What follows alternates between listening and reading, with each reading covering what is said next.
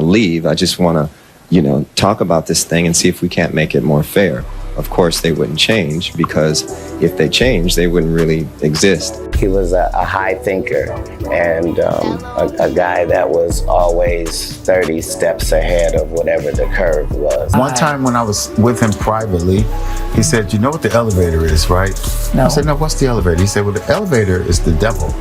Right? It scared me. I don't like to talk like that. And he got left out on a limb and somehow still had to create his way out of that. He was just really a one in a billion type person. I was lugging it on. 8 years ago, the world was rocked by Prince's sudden death, sparking all kinds of speculation and rumors about what really happened. Now hold on to your hats, because Katt Williams, who's been making waves with his recent outspokenness, might be dropping some serious truth bombs about the whole thing. Known for pulling back the curtain on the entertainment world, there's buzz that Katt is ready to dig even deeper and reveal what actually went down with Prince. And with Jay-Z's name being thrown into the mix, things are about to get really interesting. You might be tempted to brush it off as just Katt being Katt, but remember, everything he spilled in that infamous interview turned out to be true. Plus, Katt and Prince were close buddies, so it's not far-fetched to think he might have some insider info. Could we finally be getting some closure on one of music's greatest mysteries? According to Katt, it's high time the truth came out, and he's ready to tackle it. Let's dive in. All right, so we all remember the story we were told. Prince, the legendary artist, passed away at 57, found unresponsive in his Minnesota estate. The official word was an accidental fentanyl overdose from counterfeit Vicodin, laced with a strong synthetic opioid. But let's be real, that explanation left a lot of us with lingering questions that still haven't been answered. Now, before we dive into the mystery, let's talk about why Katt Williams might be the one to spill the beans. Turns out, Katt and Prince were tight, like peanut butter and jelly. In that unforgettable interview with Club Shay Shay, Katt let it slip that Prince wasn't just an acquaintance, he was a real friend. Shannon Sharp, the interviewer, asked Katt about meeting Prince, and Katt casually revealed that Prince was more than just a passing acquaintance. He was just an amazing individual. I was able to meet him when I was 12, and I knew him my entire life through all of his changes. With Shannon displaying his fanboy admiration for Prince's unparalleled talents, his mastery of multiple instruments, his mesmerizing performances encompassing singing and dancing, Katt simply nods along, affirming that Prince was indeed in a league of his own.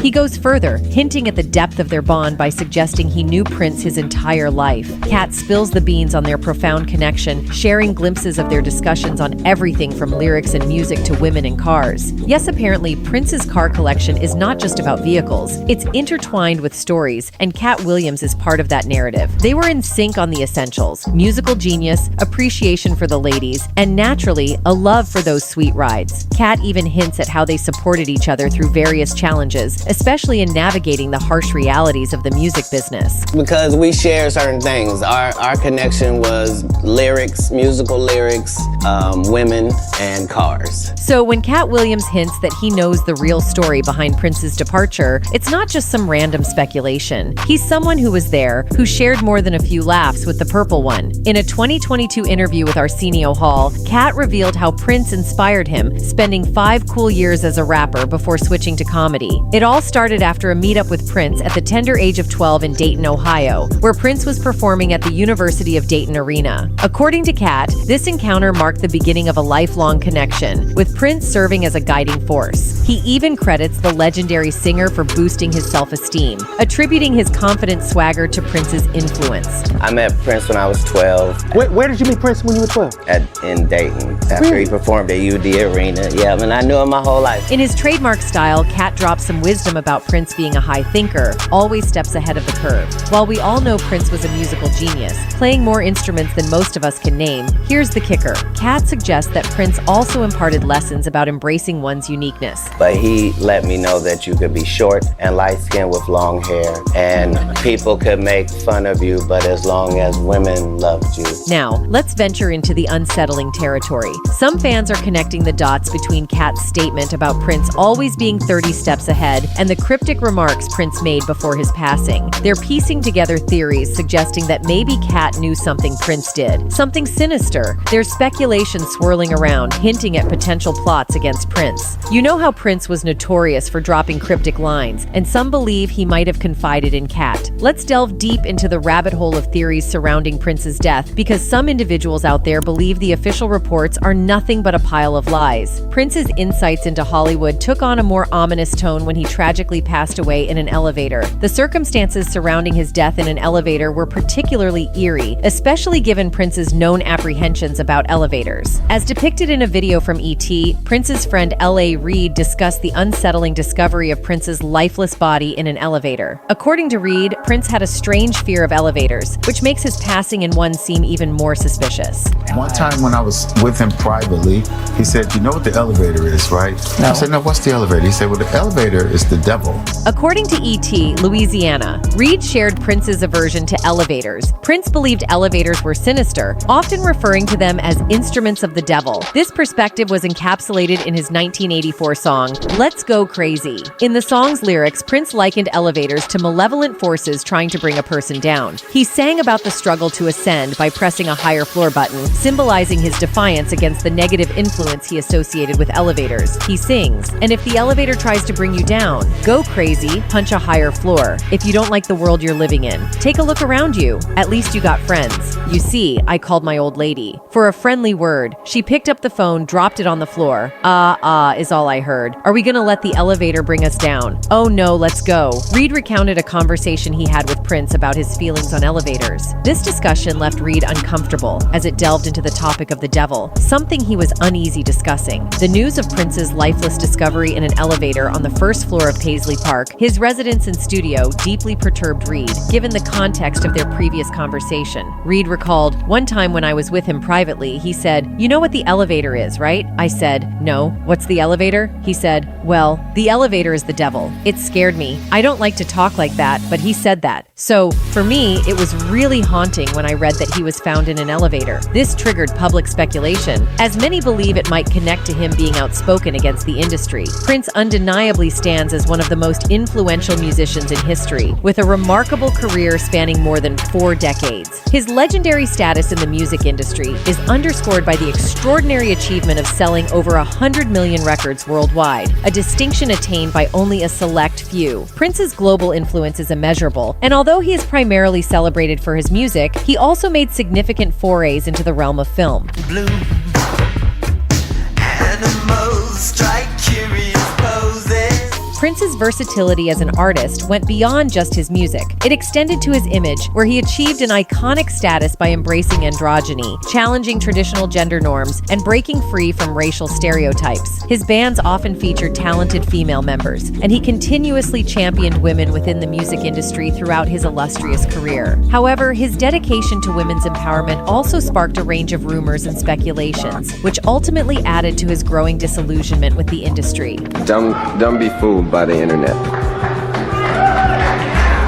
It's cool. It's cool to get on the computer. In the music industry, Prince, who sadly passed away at the age of 57, emerged as a trailblazer and, at times, a contentious champion of artist rights. Throughout the 1990s, he engaged in open conflicts with the music industry, resorting to protests such as etching the word slave onto his cheek and adopting an unpronounceable glyph as his name. These bold actions were his way of expressing profound dissatisfaction with the major label system. He famously said, "Record contracts are just like, I'm going to say the word, slavery. I would tell any young artist, don't sign." Furthermore, in a 1996 interview with the Los Angeles Times, Prince expressed such a deep distaste for the music industry that he revealed a longing to have pursued an entirely different career. He exclaimed, "If I knew the things I know now before, I wouldn't be in the music industry. If Prince were an emerging artist in 2022, he would likely have thrived in the contemporary music landscape. Today's artists enjoy more autonomy and are not as reliant on major labels to manage their careers." Prince, with his musical ingenuity and entrepreneurial mindset, proved that artists could be both creative powerhouses and astute entrepreneurs, challenging the traditional belief that such decisions should be exclusively dictated by corporate executives. There is a war going on. The battlefield's in the mind. The prize is the soul.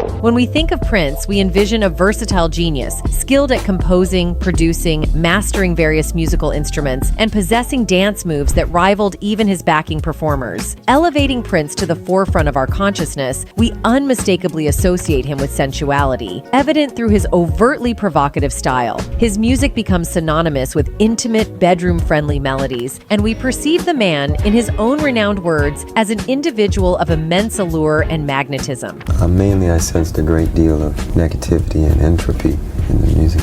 There's a disintegration. Amid the undeniable sensuality prevalent in Prince's music and persona, we also uncover another facet that historically clashes with religious beliefs, particularly those of the Catholic Church. The complex interplay between sensuality and religion has been a source of tension, with topics like often considered taboo in certain religious contexts. Yeah, sexuality is not bad.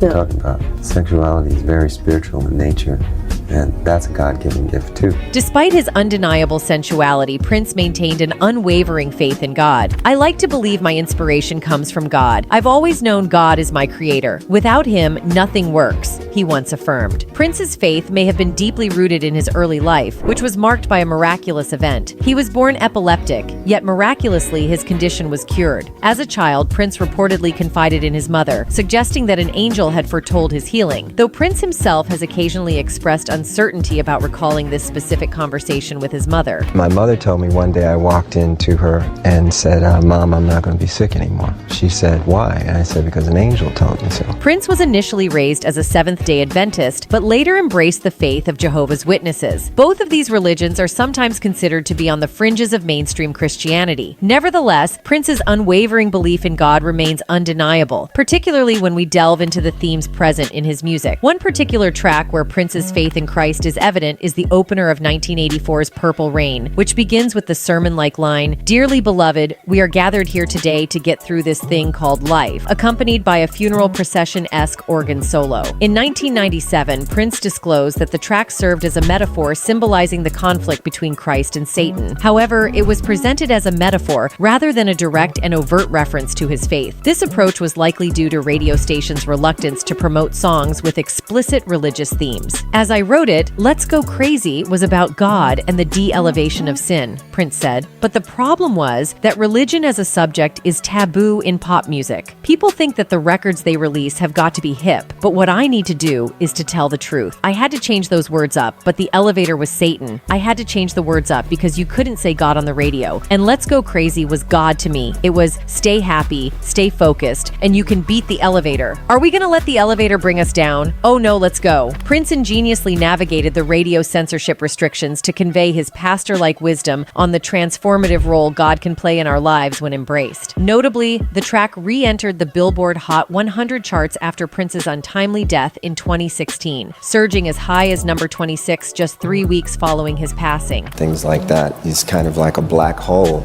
and it's hard to audit, it's hard to get accounting, and it's not that it's just about the money. While much of our initial conceptions of Prince may seem at odds with religion, given the overt sensuality in his music, it's evident that Prince found solace in God, which in many ways eases the pain of his sad and early departure from this life. In Let's Go Crazy, the Revenant Prince proclaims, "I'm here to tell you there's something else, the afterworld, a world of never-ending happiness. You can always see the sun day or night." Undoubtedly, Prince's influence left a profound impact on many, including Eddie Murphy, who openly acknowledged this connection. In a revealing interview, Eddie Murphy recounted a surreal experience he once shared with the late music icon Prince at the musician's residence. It was like, what? We went to this roller rink at like 3 a.m. He had you know how... Eddie Murphy mentioned that Prince had skates that would light up as he skated, similar to the way some sneakers light up when you walk. And according to him, it was a magical moment. He said, "You know how some sneakers when you walk they would light up? He had skates that when he skated they would light up." Fallon responded, "That's bizarre," to which Murphy replied, "It was surreal." However, there were some people who criticized Prince for the references to Satan in his songs. Sinead O'Connor alleged that Prince was involved in devil business and recounted an incident where she perceived him as being violent during a pillow fight. The singer, aged 54, stated that she was called to the late music icon's residence for a meeting in 1991, shortly after achieving global success with her cover of his song, "Nothing Compares to You." In her new memoir, Rememberings, she claimed that the irises of Prince's eyes vanished as he stood at the front door of his Hollywood property, leading her to fear that he might be deeply involved in the occult. Yeah, I think I was very young. I wasn't ready for the type of success, inverted commas, that happened. Do you know what I mean? I wasn't really setting out to be a pop star. Further discussing the moment in an interview with The Times, she said, said, "That is as true as God. I believe he was involved in devil business because an old girlfriend of his told me he had the power to make objects move around the room. He got me up there to see, could this person be one of mine? I guess he didn't bank on the Irish and me telling him to go himself." Sinead, who in the 1990s received ordination as a priest from Bishop Michael Cox of the Irish Orthodox Catholic and Apostolic Church and currently practices as a Muslim, has also detailed in her book a distressing encounter with Prince. She asserted that he struck her with an object concealed within a pillowcase during a pillow fight and described instances of him allegedly stalking her with his car and chasing her down the road after escaping from what she described as a macabre mansion. But it's very hopeful, isn't it? He obviously intends to get her back. Yes. He's getting her back because she's coming home after that. The Irish singer has stated that there were multiple factors contributing to Prince's violent behavior during their meeting. Prince, who passed away in 2016 at the age of 57, is no longer able to comment on these allegations. Sinead explained, "Firstly, Prince didn't like people covering his songs. Secondly, he had all these female proteges, and he was annoyed that I wasn't one of them. Moreover, Sinead has also characterized Prince as a violent A of women and alleged that he terrorized and physically A her during her visit to his Hollywood mansion in the 1990s. These claims were also featured in her memoir, which was previewed in a New York Times profile, a publication that occurred 4 years after Prince's unfortunate death from a drug overdose. She writes that Prince summoned her to his macabre Hollywood mansion, chastised her for swearing in interviews, harangued his butler to serve her soup, though she repeatedly refused it, and sweetly suggested a pillow fight, only to thump her with something hard he'd slipped into his pillowcase," the Times reported. When she escaped on foot in the middle of the night, she writes, "He stalked her with his car, leapt out, and chased her around the highway." In her own words, Sinead wrote, "You've got to be crazy to be a musician, but there's a difference between being crazy and being a violent A of women." However, the massive public was always on Prince's side, and they never seemed to be lingered by Sinead's narrative. One of his fans wrote, "The industry has been killing off artists for a long time now. MJ, Prince, Whitney, etc. When you no longer want to play by their rules, this is your end, or they will destroy you in front of millions. This industry is very evil." Another fan wrote, "It's heartbreaking to think of such an icon being in a position of helplessness knowing they were coming for him, and everyone around him was wicked. Soon as he got ownership BCK from his music, they killed him."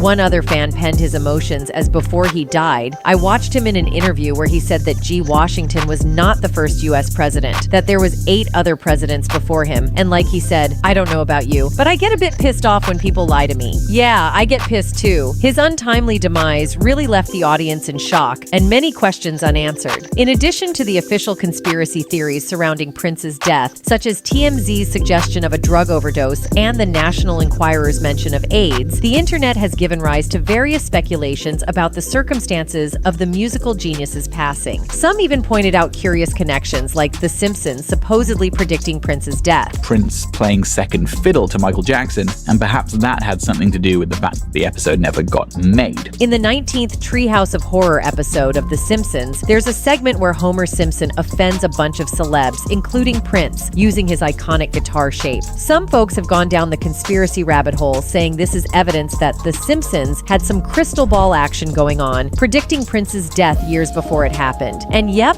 you guessed it, the Illuminati got dragged into these wild speculations too. Oh, psycho killer, escassin. Fans have also speculated that Prince may have been responsible for his own demise. One fan commented, "I grew up a Prince fan, but stopped listening to him years before he died. There were so many things I found out that made me never want to praise an entertainer again. They're all paid to entertain and keep you blind to the truth. Hollywood is evil wood, the devil's playground. He was a big player in his own death." Adding to the intrigue, there's a fascinating story about Prince shelving an album due to a negative experience with ecstasy. His Black Album was supposed to drop in 1987, but right before its release, he pulled the plug. Insiders suggested that Prince thought releasing it would have a malevolent influence, expressing that he couldn't unleash it on the world. The album eventually saw the light of day in 1994. All the girls and all the boys, get close.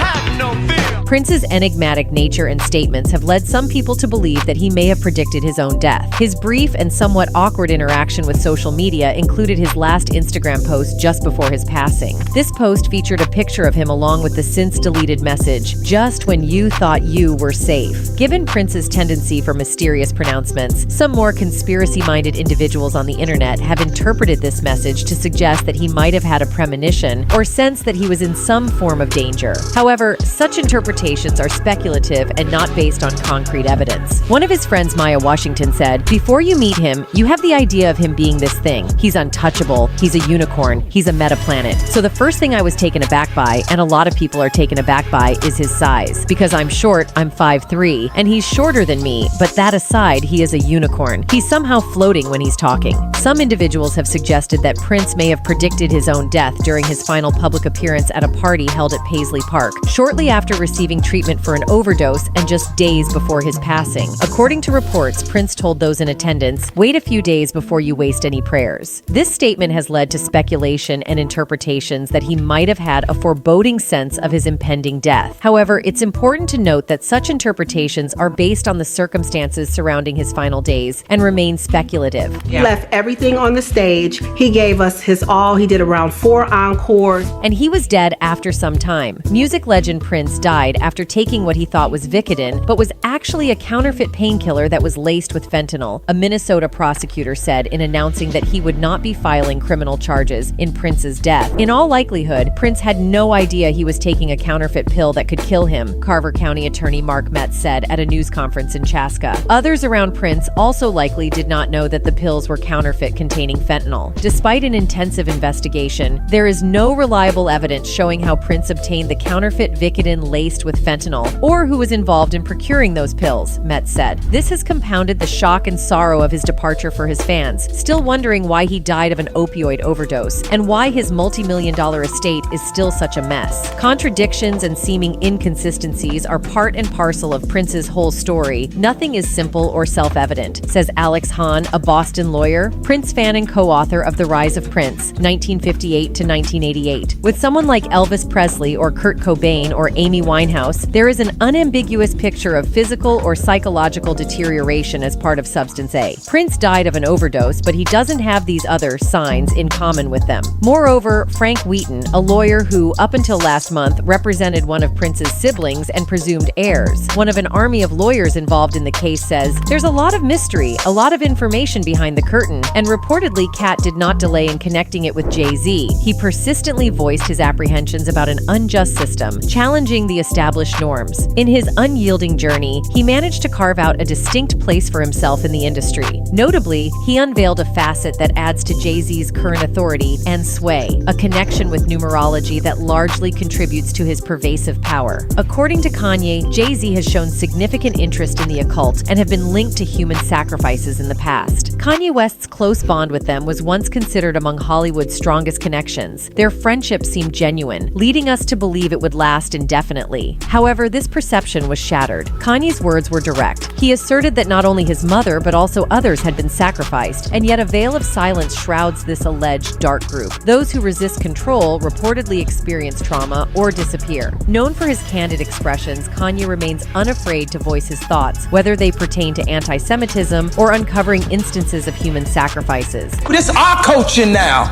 It's up. You can't cancel none of us.